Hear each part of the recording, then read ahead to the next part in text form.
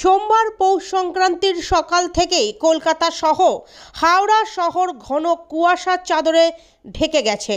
গোটা জেলাতে এর ফলে রেল ও সড়কপথে যান চলাচলের স্বাভাবিকভাবে গতি থমকে গিয়েছে, যার ফলে ধীর গতিতে চলছে রেল ও যান চলাচল। সকাল 9টা বেজে গেলেও রাজ্যের মুখ্য প্রশাসনিক ভবন নবান্নকে পরিষ্কারভাবে দেখা যাচ্ছে না। কলকাতা বিমানবন্দর সূত্রে জানা গিয়েছে, কুয়াশার দরুন খুব সাবধানে বিমান ওঠা নামানো করা হচ্ছে রানওয়ে থেকে।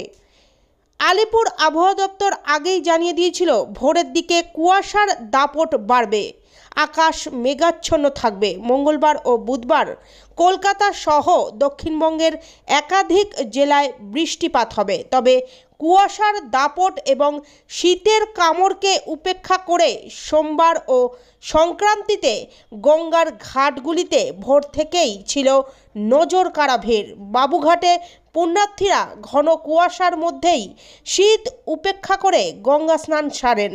গঙ্গা স্নানের পর অনেকেই সেখানে উপস্থিত সাধু সন্ন্যাসীদের পূজা অর্চনা করেন। গঙ্গাসাগরের পাশাপাশি কলকাতার বাবুঘাটেও মকর সংক্রান্তিতে গঙ্গা স্নান পর্ব চলে কাক ভোর থেকে। এদিকে শুধু কলকাতা শহর বা হাওড়া নয়, জেলায় জেলায়ও ভোর রাত থেকে কুয়াশার দাপট বেড়েছে।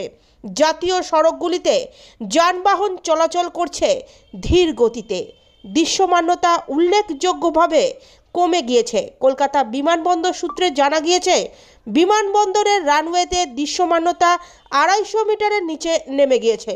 তাই কলকাতা থেকে যে বিমানগুলি সকালের দিকে ওড়ার কথা ছিল, তার মধ্যে অনেকগুলি কলকাতা বিমানবন্দরের রানওয়েতে আটকে রয়েছে। কলকাতার পাশাপাশি দিল্লিতেও গোটা রাজধানী শহর কুয়াশার চাদরে মুড়ে গিয়েছে। দৃশ্যমানতা শূন্যে গিয়ে দাঁড়িয়েছে। দিল্লির তাপমাত্রা 3 ডিগ্রির ঘরে পৌঁছেছে। আলিপুর আবহাওয়া অফিস সূত্রে জানা গিয়েছে, সকাল 11টার পর থেকে ধীরে ধীরে এই কুয়াশা কেটে যাওয়ার সম্ভাবনা রয়েছে।